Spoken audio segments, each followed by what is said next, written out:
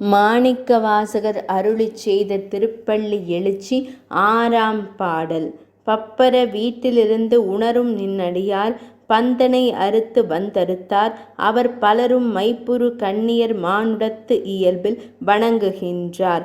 அணங்கின் மணவாளா செப்புறு கமலங்கள் மலரும் தன் வயல் சூழ் திருப்பெருந்துறையுறை சிவபெருமானே இப்பிறப்பறுத்து எமை ஆண்டு அருள் புரியும் எம்பெருமான் பள்ளி எழுந்தருளாயே. பொருள்: பார்வதி தேவியின் துணைவனே, செந்தாமரை மலர்கள் மலர்ந்த குளிர்ந்த வயல்கள் சூழ்ந்த திருப்பெருந்துறையில் வசிக்கும் சிவபெருமானே, எம்பெருமானே, உன் அருள் என்னும் பெருந்தகைமையை உள்ளத்தில் உணரும் அடியவர்கள் குடும்பம் பந்த பாசங்களை உதறிவிட்டு உன்னை தரிசிக்க வந்துள்ளனர்.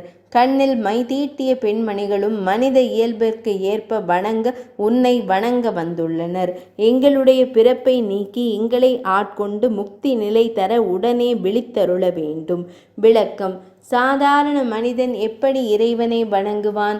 மலர் கொண்டு வருவான், கற்பூர ஆரத்தி செய்வான், தூபத்தை போடுவான், நெய் தீபம் ஏற்றுவான். இதையெல்லாம் செய்துவிட்டு ஒரு கஷ்டம் வந்துவிட்டால், இப்படியெல்லாம் செய்தும் என்னை சோதிக்கிறாயே, இது உனக்கே அடுக்குமா என்பான். இப்படிப்பட்டவர்களும் ஆலயத்தில் நிற்கிறார்கள். பந்த பாசமே வேண்டாம் என்று அவனே கதியென சரணமடைய வந்தவர்களும் நிற்கிறார்கள். எப்படிப்பட்ட பக்தியாக இருந்தால் என்ன? உன்னை நம்பி அவர்கள் வந்து விட்டார்கள். அந்த இரு தரப்புக்கும் பிறப்பற்ற நிலை தந்து பேரானந்தத்தில் திளைக்க வைக்க வேண்டும் என்று வேண்டுகிறார் மாணிக்கவாசகர். அறிந்தும் அறியாமலும் பக்தி செலுத்தும் இரு தரப்பினரும் பாட வேண்டிய முக்கியமான பாடல் இது. ஆறாம் பாடல் நிறைவடைந்தது.